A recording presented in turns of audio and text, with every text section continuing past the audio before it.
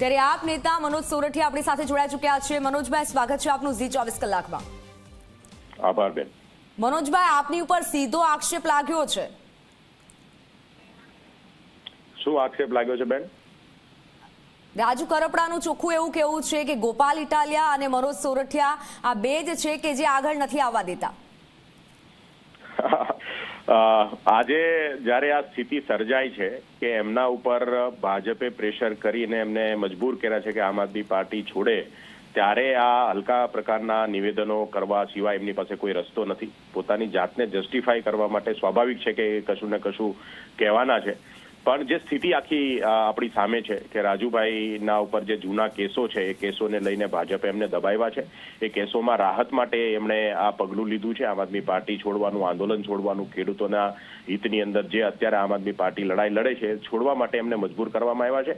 અને રાજુભાઈ મારા મિત્ર છે, મારા ભાઈ છે, અમે લોકોએ ખૂબ સાથે કામ કર્યું છે, ખૂબ સંઘર્ષ કર્યો છે, એમને હું તમામ પ્રકારની શુભેચ્છાઓ આપીશ। પણ આજે જે સ્થિતિ છે એ સ્થિતિ આપણી સામે છે કે આમ આદમી પાર્ટી જ્યારે છેલ્લા 10 વર્ષથી ભાજપની સામે એક મજબૂત તાકાત બનીને ઉભરી છે, ત્યારે આપને તોડવા માટે અનેક પ્રયત્નો ભાજપે કર્યા છે, વારંવાર પ્રયત્ન કર્યા છે, અને દર વખતે આમ આદમી પાર્ટી આવા તમામ પ્રયત્નોમાંથી ઉભરી છે, મજબૂત બની છે અને ગુજરાત માટે, ગુજરાતના લોકો માટે એક વિકલ્પ બની છે।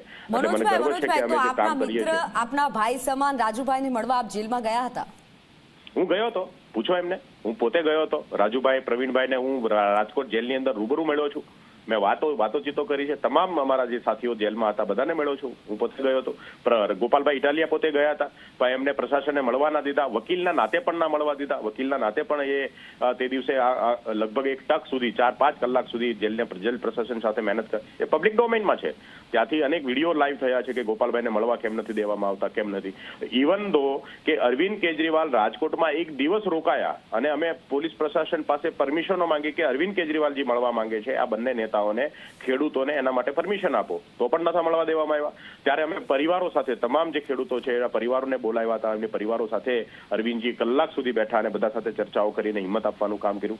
રાજુભાઈના જૂના કેસોમાં પણ આમ આદમી પાર્ટીએ લીગલ સહાય જેટલી થઈ શકે, લીગલ જે કંઈ કરી શકાય એ તમામ પ્રકારની મહેનત કરી છે। એટલે આ આરોપો જે છે આજે કે ભાઈ મને મદદ નથી કરી, આ નથી થયું, પરિવાર, અમે નેતૃત્વએ નક્કી કર્યું કે ભાઈ આટલા પરિવારોને ઈશુદાનભાઈ ગઢવી ઘરે જઈને મળવા જશે, આટલા પરિવારોને ગોપાલભાઈ મળવા જશે, એ પણ અમે બધા પરિવારોને દિવાળીના સમય ઉપર મળ્યા છે।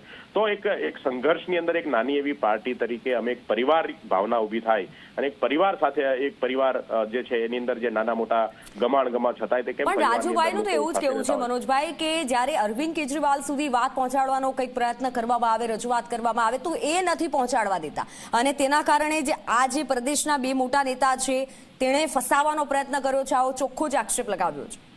આક્ષેપો કરવા વાળો કશું પણ કહી શકે, અમારે ત્યાં બહુ ટ્રાન્સપરન્ટ સિસ્ટમ છે। અરવિંદજી પાસે બધાના નંબર છે, અરવિંદજીના નંબર બધા પાસે છે, બધા નેતાઓ સાથે વાત કરે છે। રાજુભાઈ જેલમાંથી ભાગીને, રાતે છૂટીને ભાગીને આવ્યા ત્યારે અરવિંદજીએ સવારે એમને ફોન કરીને પૂછ્યું આવું નહોતું કરવાની જરૂર। તમે સમજો, રાતે જ્યારે બીજા સાથીઓ જેલમાં છે ત્યારે જેના જામીનના કાગળો લઈને રાતોરાત પ્રશાસન એમને છોડી મૂક્યા। એક જેલની અંદર 6 વાગ્યા પછી કોઈ કાગળ સ્વીકારવામાં ન આવે, 7 વાગ્યા પછી કોઈ માણસ છૂટે નહીં, એવા સમયમાં રાજુભાઈને રાતે 10 વાગે છોડી મૂક્યા ત્યાંથી, અને રાજકોટથી એ ભાગીને એના ઘર આવી ગયા અને બાકીના નેતાઓ બીજે દિવસે છૂટ્યા। તો આવું તો શા માટે થવું જોઈએ? જો જેલ પ્રશાસન અથવા તો ભાજપની કોઈ રહેમ નજર ના હોય એમના ઉપર, કોઈ સેટિંગ ના થયું હોય, કોઈ એમની સાથે કોઈ સેટિંગ ન કર્યું હોય, તો રાતે કઈ રીતે છોડવાના છે? બીજે દિવસે બીજાને છોડે એવી રીતે છોડે?